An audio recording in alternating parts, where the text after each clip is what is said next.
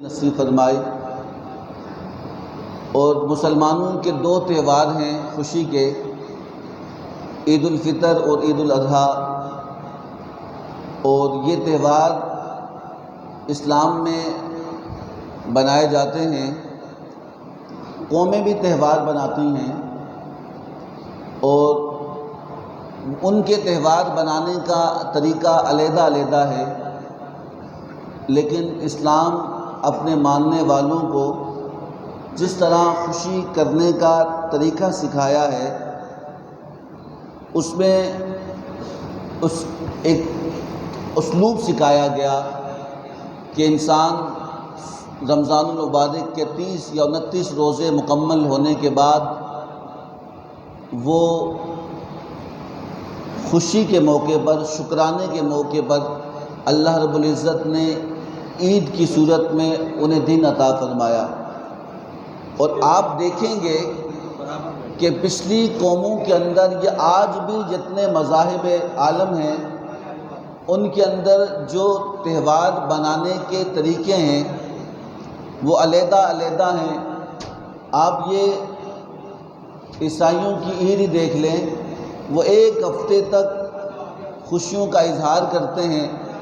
ان کے خوشیوں کے طریقے بھی آپ نے دیکھے ہوں گے، ان کا آغاز، ان کا اختتام کا کوئی بات سمجھ نہیں آتی، لیکن اسلام اپنے ماننے والوں کو ایک طریقہ، ایک سلیقہ، ایک تہذیب سکھاتے ہوئے کہہ رہا ہے کہ جب عید آئے تو اس خوشی کے موقع پر، جب روزے مکمل ہو جائیں تو اس شکرانے کے موقع پر آپ صبح فجر کی نماز کے بعد گھر جاؤ اور وہاں سے تیاری کرو، اور تیاری کر کے پاک صاف کپڑے پہن کر، خوشبو لگا کر جب تم مسجد میں آؤ گے تو رب تعالیٰ تمہارا وہ آنا، وہ خوشی کا موقع، وہ سجدہ ریز ہونا، وہ شکر گزاری کرنا، وہ اللہ کے حضور اپنے جبین نیاز کو جھکانا، اس بات کا احساس دلاتا ہے، اے مالک اگر ہمیں غم ملے گا تو اس غم کو بھی دور کرنے والا تو ہے، اگر ہمیں خوشی ملے تو اس خوشی کو دوبالا کرنے والا بھی تو ہے۔ ہماری تنگیوں اور خوشیوں کا مالک تو ہے، اور تو ہم تجھے نہیں بھولے اور تو بھی ہمیں بھولنے والا نہیں۔ سمجھا نہیں بات کی؟ تو یہ عید کا دن جو بنانے کا طریقہ ہے وہ یہی ہے۔ حضور نے فرمایا کہ عید سے پہلے صدقہ فطر عطا کرو، اور اس کا ثواب اللہ رب العزت نے بہت بڑا رکھا ہے۔ اور صحابہ اکرام علیہ رضوان نے اللہ کے محبوب صلی اللہ تعالیٰ علیہ وسلم سے پوچھا یہ صدقہ فطر کیا ہے؟ آپ نے فرمایا کہ تمہارے روزوں میں جو کمی ہو جاتی ہے، جس طرح ہم نوافل پڑھتے ہیں نماز کے اندر، فرائض کے بعد نفلیں، سنتیں پڑھی جاتی ہیں، تو سنتیں اور نوافل اس لیے رکھے گئے ہیں اگر فرض نماز میں جو ہماری کمی پیشی ہو جائے تو نفل نماز کی برکت سے اللہ اس کمی کو پورا کر لیتا ہے۔ سمجھا نہیں بات کی؟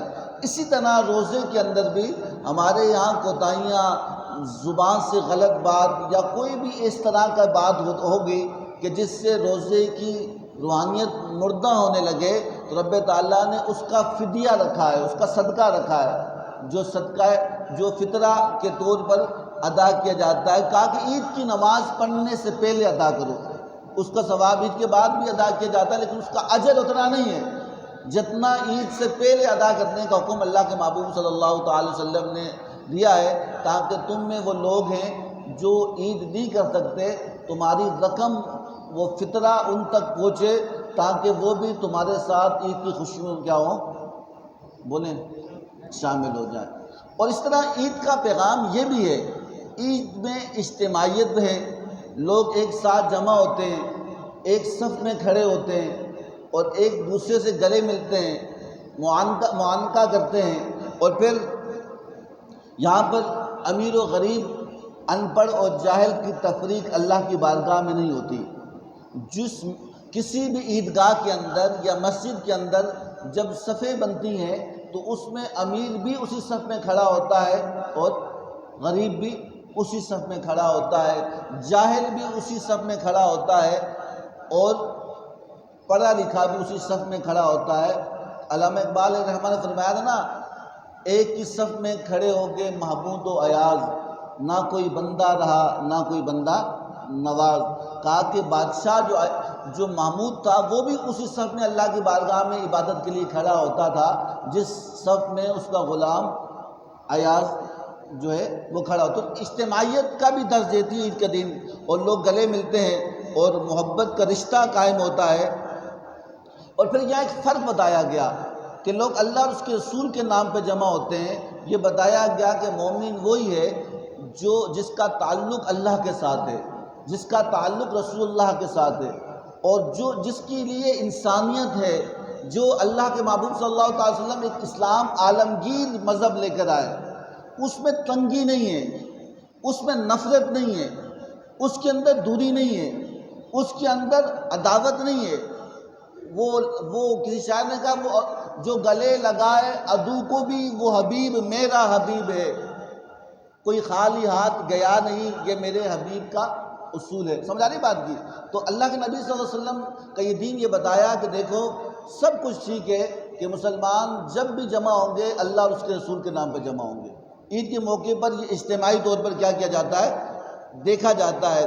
اور اسلام کی تعلیمات علیحدہ علیحدہ ہیں. آپ دیکھیں اللہ رب العزت نے کہا کہ جب اللہ رب العزت کسی کو نعمت دیتا ہے اس کو شکر ادا کرنے کو حکم دیا. تو اسلام کی تعلیمات بھی ہے اگر کسی کی پاس اولاد ہو تو اس کا عقیقہ کرے. کیا کرے؟ شادی کرے تو سنت ہے ولیمہ کرے. کیا؟ اسی طرح عید رمضان کے روزے رکھے تو اس کا فطرہ ادا کرے، زکوٰۃ دے جو صاحب نصاب ہے. قربانی عید الاضحیٰ ہے تو صاحب استطاعت قربانی کرے تاکہ غرباء اور مساکین کے ساتھ، رشتہ داروں کے ساتھ، عزیز و اقارب کے ساتھ وہ شامل ہو جائیں. تو اس لیے اسلام یہ بات بتاتا ہے کہ دیکھو جو اسلام ہے وہ یہ مذہب ہے کہ انسان ایک دوسرے کا خیال رکھے. سب سے بہتر صدقہ کیا ہے؟ روایات میں آتا ہے کہ سب سے بہتر صدقہ جو اپنے قریب والے کو دیا جائے. آپ کے رشتہ داروں کے اندر، آپ کے پڑوسیوں کے اندر، آپ کے جاننے والے. ہمارے یہاں کیا ہوتا ہے؟ ہمارے یہاں یہ ہوتا ہے کہ گھر کے ساتھ جو پڑوسی ہے بھوکا مر رہا ہے اور وہ جو گھر والا وہ باہر خیرات کرتا جا رہا ہے. بھئی تجھ سے اس کے بارے میں پوچھا جائے گا جو تیرا ہمسایہ ہے، تیرا بھائی بھوکا مر رہا ہے، تو باہر جا کر لوگوں کو راشن تقسیم کر رہا ہے. تو یہ ایسا نہیں ہے. بھئی تقسیم ضرور کرے لیکن سب سے پہلے الاقرب فالاقرب، یہ اصول رکھا گیا کہ سب سے پہلے قریب والوں کا حق ہے. تمہارے رشتہ داروں کے اندر، آپ کے بھائیوں کے اندر، آپ کے عزیز و اقارب کے اندر، آپ کے ہمسائیگی کے اندر جو غریب ہے پہلے اسے دیکھا جاؤ. یہ حضور نے فرمایا کہ جب عید پڑھنے جاؤ تو ایک راستے سے جاؤ اور دوسرے راستے سے آؤ. یہ نہیں کہا. آپ نے کئی دفعہ علماء سنا ہوگا کہ دو راستے اختیار کیا کرو. اگر اس راستے سے عیدگاہ کی طرف آئے ہو تو واپس جاتے ہوئے اس راستے سے جاؤ. یہاں صوفیہ فرماتے ہیں کہ اس کا مطلب کیا تھا؟ اس کا مطلب یہ تھا کہ انسان کو کبھی کبھی یاد نہیں آتا، جب وہ راستے سے گزرتا ہے اس کے ذہن میں آتا ہے کہ یہ فلاں شخص ہے، شاید اس کے پاس گنجائش نہیں ہے، میں کیوں نہ اس کی مدد کر لوں، اس کا ساتھ دے دوں، اس کی کیا نام ہے، اس کے ساتھ دے دیا جائے. تو دوسرے راستے سے جب اسے یاد نہیں آتا تو جب وہ دوسرے راستے سے گزرتا ہے، سنت ہے، تو جو اس جگہ بھی وہ رہ گیا اس کے ذہن میں نہیں تھا تو راہ چلتے وہ بھی اس کے ذہن میں آ جاتا ہے. یہ ایک اللہ رب العزت نے حکمت رکھی ہے اللہ کے محبوب صلی اللہ علیہ وسلم نے کہ جب عید کی نماز پڑھنے جائیں، تسبیحات پڑھتے ہوئے جائیں اور ایک راستے سے جائیں اور دوسرے راستے سے واپس لوٹ آئیں. ہمارے یہاں کیا ہے؟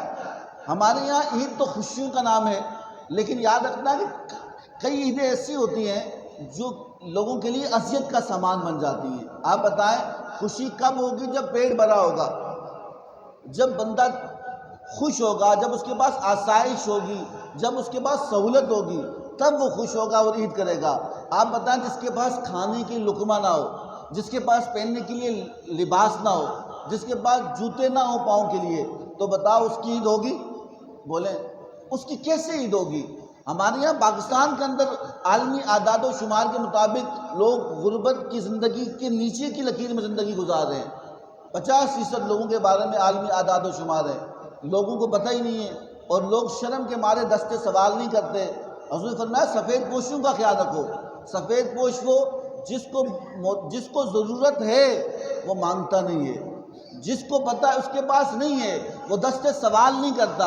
تو آپ تو اندھے نہیں ہیں، آپ کو تو اللہ نے عقل و شعور دیا، ہمیں تو پتہ ہے نا کون ہے، ہم تو اپنے عزیز و اقارب میں، دوست احباب میں، اپنے ہمسایوں کے اندر، اپنے علاقے کے اندر ان لوگوں کو جان رہے ہوتے ہیں۔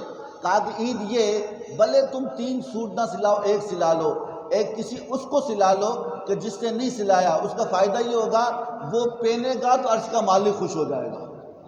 کہا کہ یہ جو لوگ ہیں، اللہ کے محبوب صلی اللہ علیہ وسلم نے فرمایا یہ اللہ کا کنبہ ہے۔ کیا کہا کہ لوگ اللہ کا کنبہ ہے۔ آپ بتائیں کوئی شخص ہمارے خاندان، ہمارے گھر کا خیال رکھے، ہم اس سے خوش ہوتے کہ نہیں ہوتے؟ بولیں، کوئی ہمارے گھر کا خیال رکھے ہم خوش ہوتے ہیں، جو اللہ کے کنبے کا خیال رکھے تو اللہ کتنا خوش ہوگا۔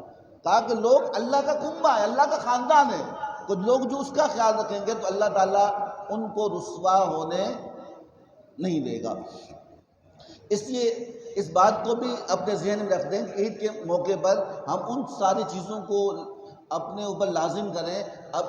دیکھیں یہ عید کا دن گزر جائے گا، وہ بھی گزر جائے گا، کل بھی گزر جائے گا، پھر نئے دن آ جائیں گے۔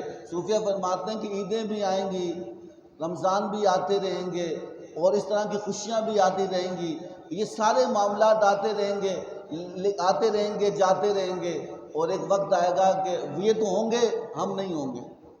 عیدیں بھی ہوں گی، آپ دیکھیں نا ہمارے آباء و اجداد کے اندر ہمارے والدین میں سے کوئی نہیں ہے، ہمارے دوست احباب میں نہیں ہے، ہمارے اہل محلہ میں بہت سے لوگ ہم سے جدا ہو گئے، بتائیں وہ یہیں پہ عیدیں پڑا کرتے، لیکن آج تو عید ہو رہی ہے لیکن ان کی کمی بھی محسوس ہو رہی ہے۔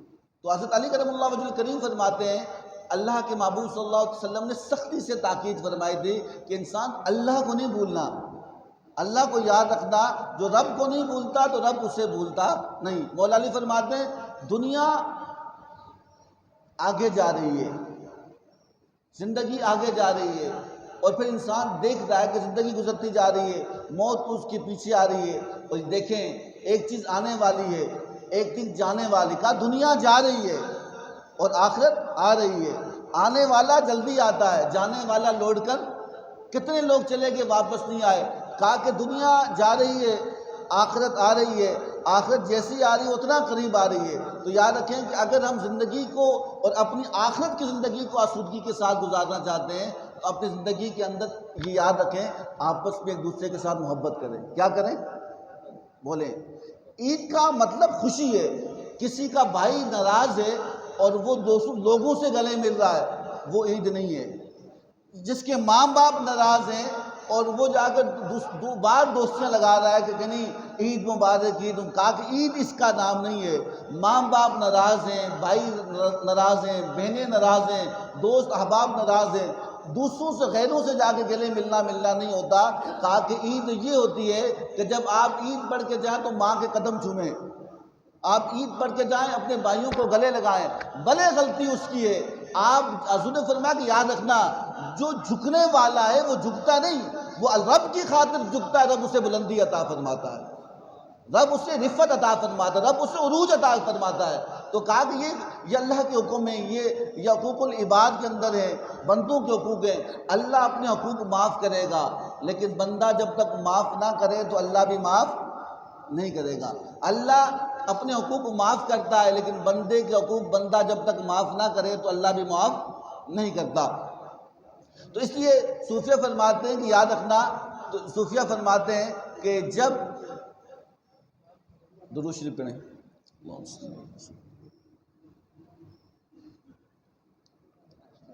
صوفیہ فرماتے ہیں کہ یاد رکھنا کہ ابن آدمی کہتا ہے کہ میرا مال میرا مال میرا مال، اور یہاں تک کہ لوگ کہتے ہیں کسی کے مرنے کے بعد لوگ کہہ رہے ہوتے ہیں کہ اس نے کتنے پیسے چھوڑے، کتنی جائیداد چھوڑی، کتنا بینک بیلنس چھوڑا، کتنے مکانات چھوڑے۔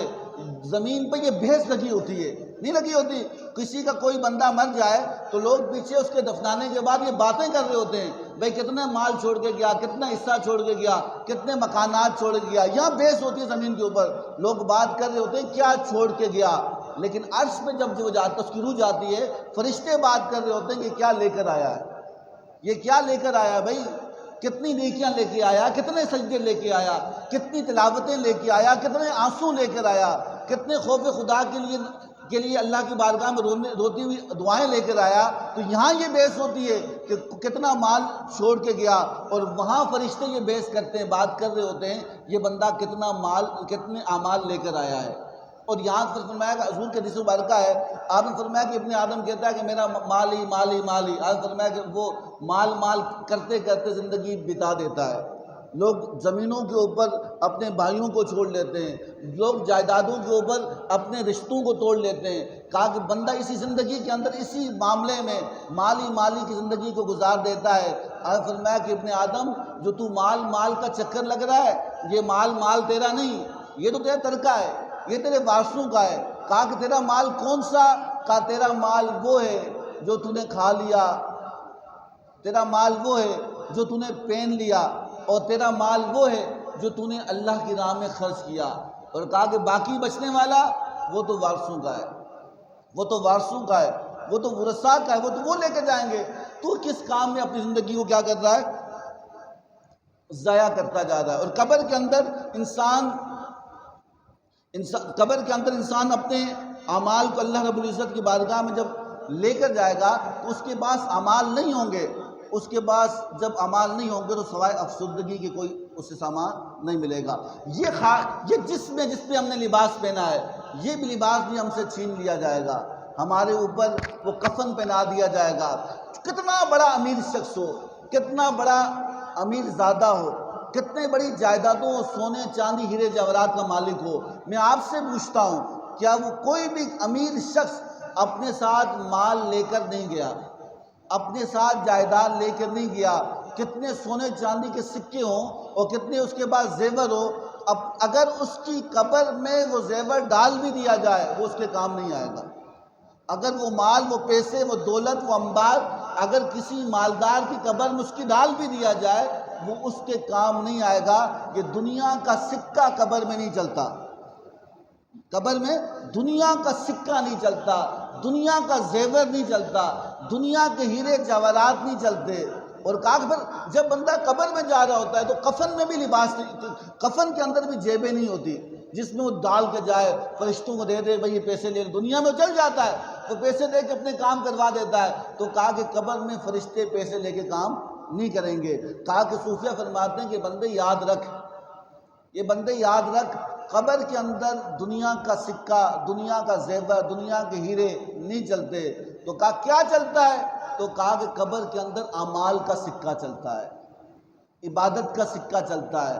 ایک روایت میں آتا ہے کہ جب بندہ نمازی ہوگا نا، نمازی یا قاری ہوگا، تلاوت کرنے والا ہوگا، یا جو بندہ عبادت کرنے والا ہوگا، جو بندہ نیک اعمال کرنے والا ہوگا، جب وہ قبر میں جائے گا اس کے اعمال اچھی صورت میں، روشن صورت کے اندر اس کے ساتھ آ کے کھڑے ہو جائیں گے، اور جب اس کے سوال و جواب ہوں گے وہ اس کے ساتھ اس کے لیے آسودگی کا سبب بنیں گے، اس کی اس آزمائش کے اندر پورا ہونے کا سبب بنیں گے۔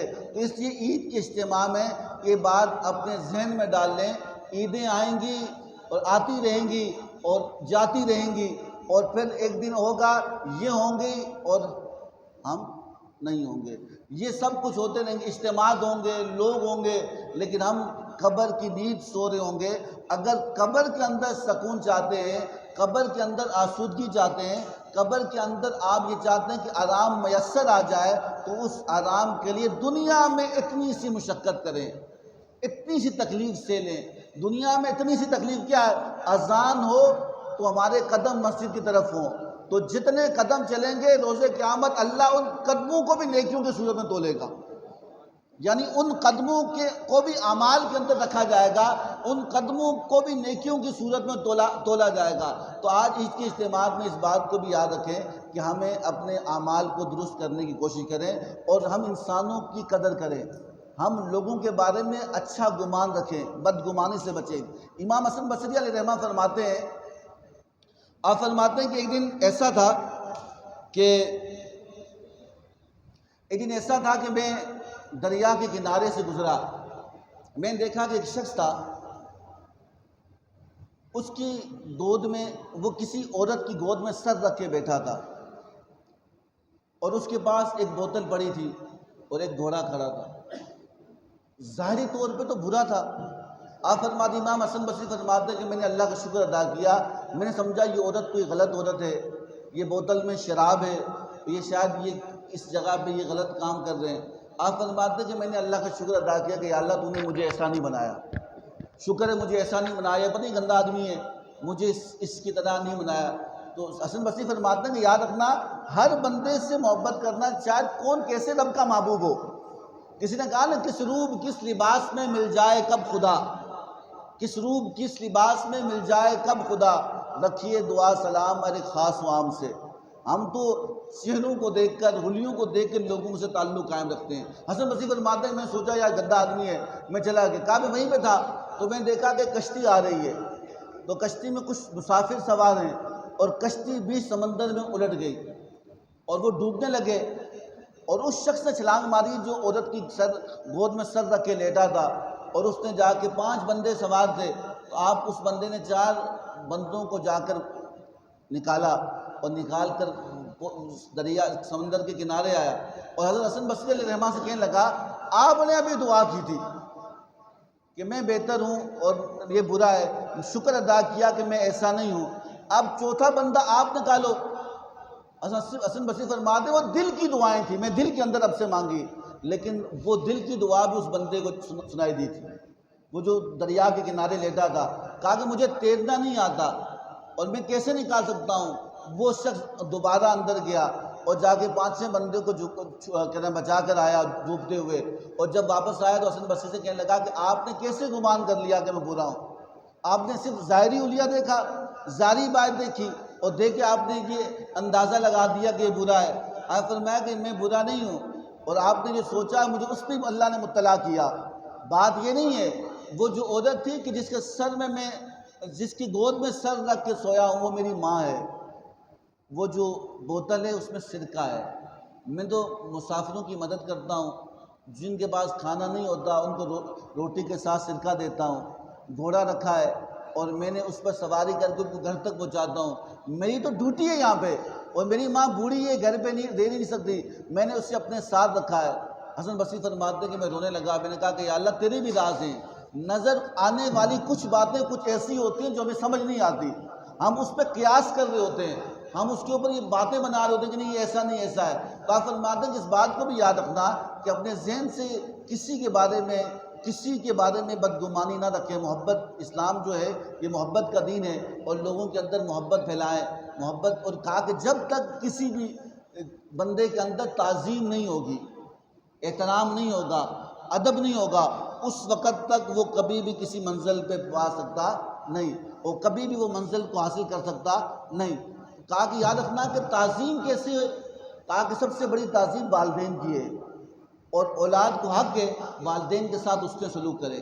ایک بندے کے بارے میں کہتے ہیں نا، ایک بندہ شراب کے نشے میں تھا، اس کے چچا نے دیکھا، چچا نے، اور چچا نے اس کے دوستوں کے درمیان اس کو تھپڑ مارا، اور جب تھپڑ مارنے کے بعد وہ شخص نشے میں ضرور تھا لیکن چپ ہو کے کھڑا رہا، اور جب تھپڑ کھا چکا تو جب مجلس ختم ہوئی اور جب وہ فارغ ہوئے، دوسرے دن جب اپنے دوستوں کے ساتھ بیٹھا تو اس کے دوستوں نے کہا کہ بھائی تو بڑا بزدل آدمی ہے، تیرا چاچا تو 4 فٹ کا چھوٹا سا ہے، تو 6 فٹ کا اتنا بڑا جوان ہے، اور تو نے چپکے سے اپنے چاچا سے مار کھا لی، تو بھی اگر جب اس نے تھپڑ مارا تھا تو بھی مار لیتا، نشے میں تھا، کسی کو کیا پتہ لگتا، بدلہ ہو جاتا۔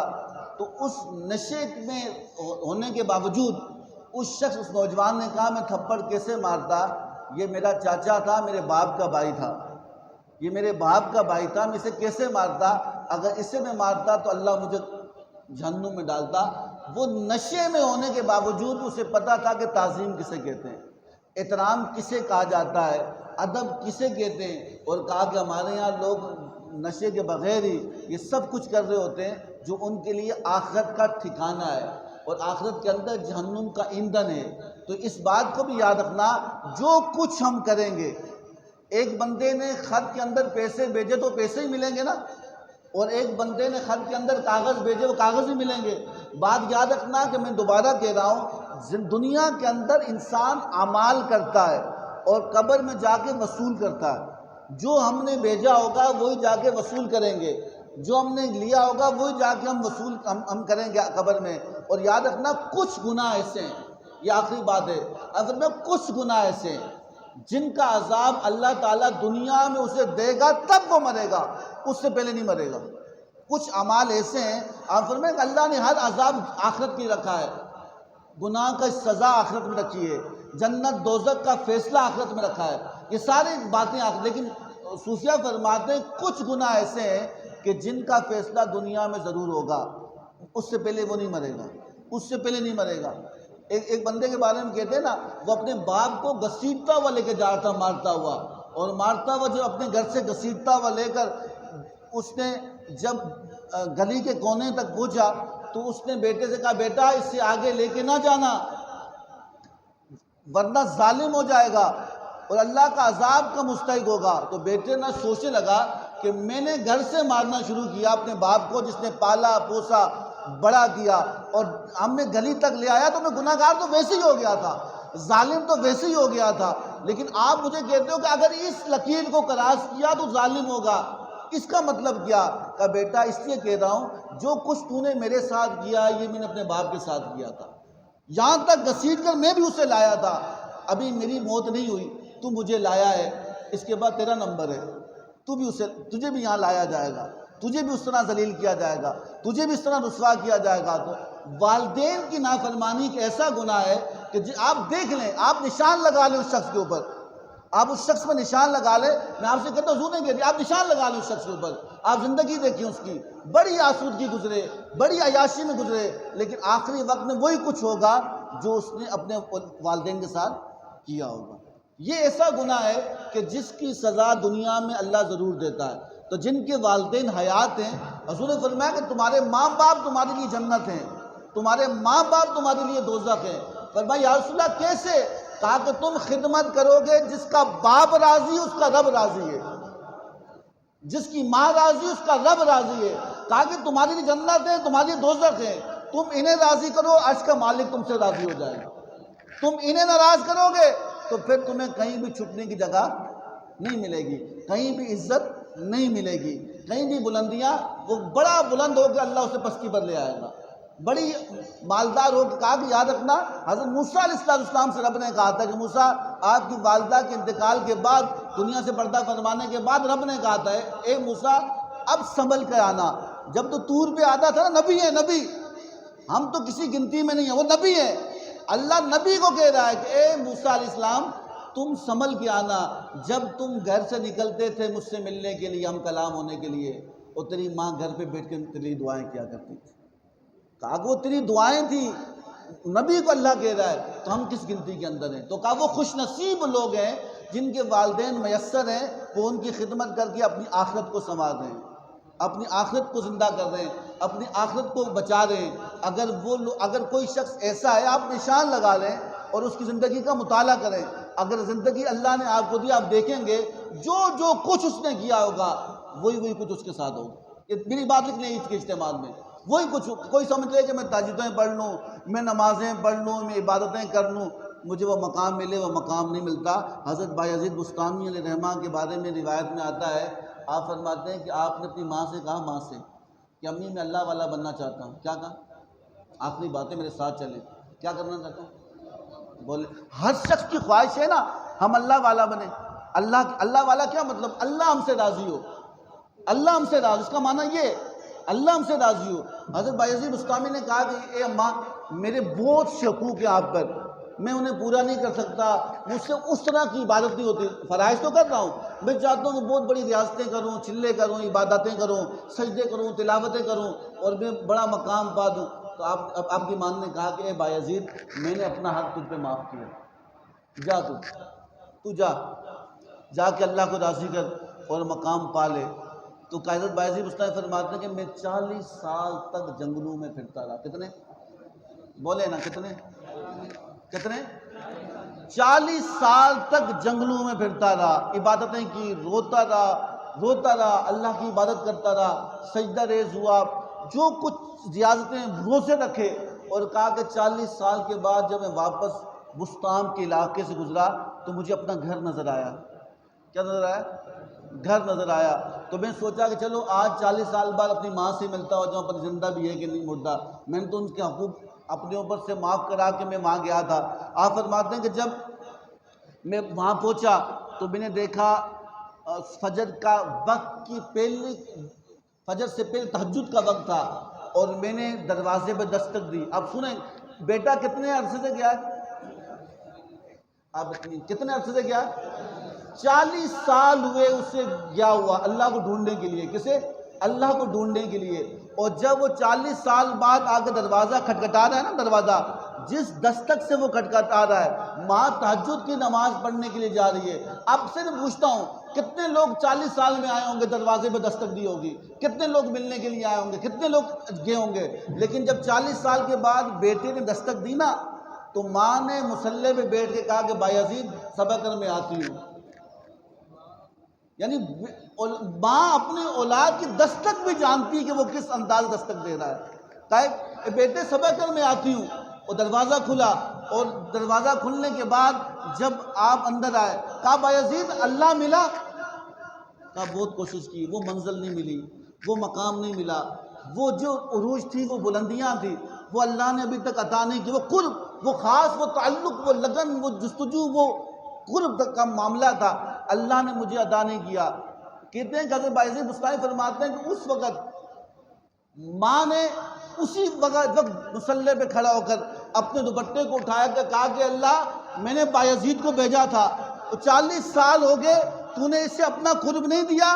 حضرت بایزید بستامی فرماتے ہیں کہ 40 سال کی ریاضتوں سے اللہ نے جو مقام مجھے نہیں دیا، وہ ایک ماں کی دعا نے مجھے اس مقام میں پہنچا دیا۔ سمجھا رہی بات کی؟ تو یاد رکھنا، یہ قدر کریں والدین کا۔ جن کے والدین ہیں وہ خوش قسمت ہیں، اور جن کے نہیں ہیں تو وہ اللہ کی بارگاہ میں دعا کریں۔ اللہ، یہ ایسا انمول تحفہ ہے جو بعد میں بندہ سر پیٹے گا، دیواروں پہ سر مارے گا، افسوس کرے گا۔ جب سمجھ آئے گی تو پھر اس وقت وہ نہیں ہوں گے، اس وقت افسوس کریں گے کاش ہم لوٹ آئیں۔ ہم وہ بچپن کے دن دیکھیں نا، کس طرح ہمیں اٹھا اٹھا کے وہ لے کے جاتے تھے، کس طرح ہمارا خیال کرتے تھے۔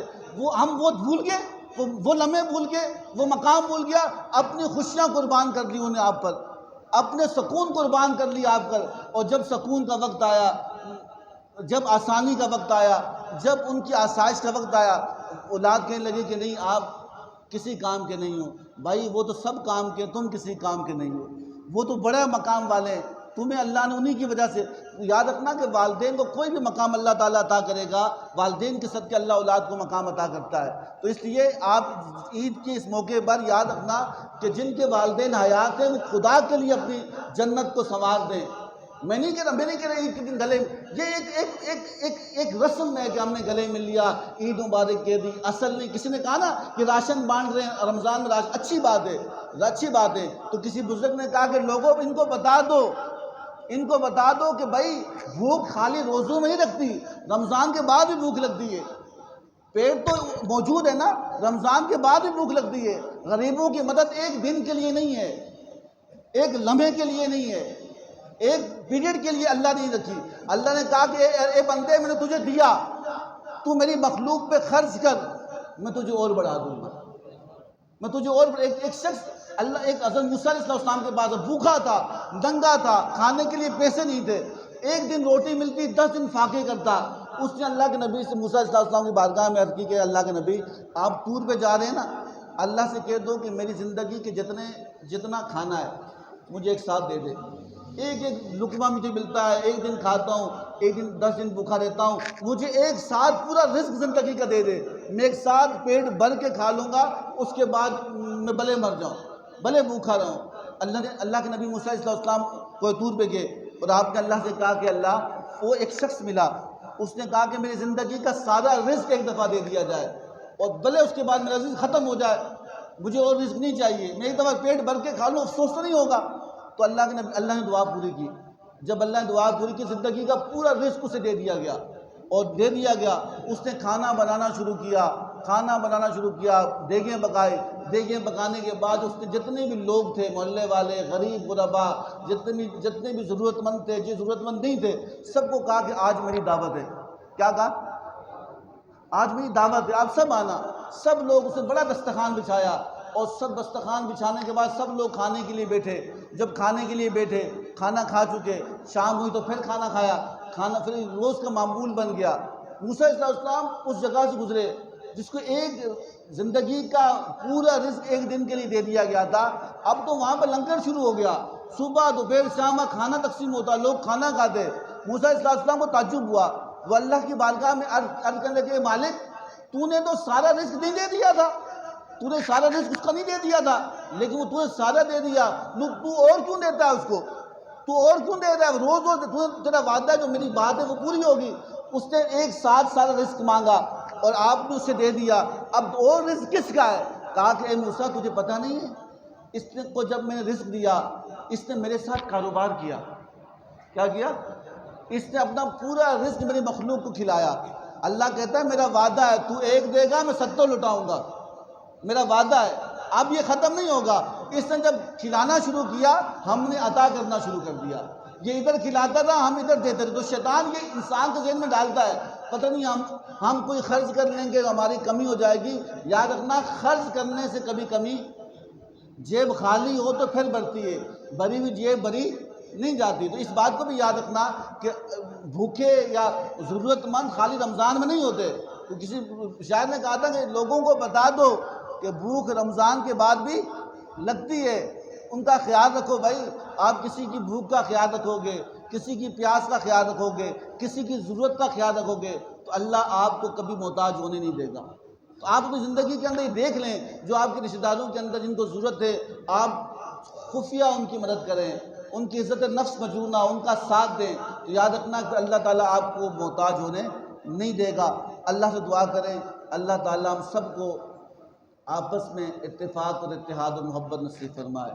اللہ ہمارے والدین جن زندہ ہے انہیں حیاتی نصیب فرمائے، ان کی خدمت کرنے کی ہمیں توفیق عطا فرمائے. جن کے والدین فوت ہو چکے ہیں یا اللہ ان کو جنت الفردوس میں اعلیٰ مقام عطا فرمائے.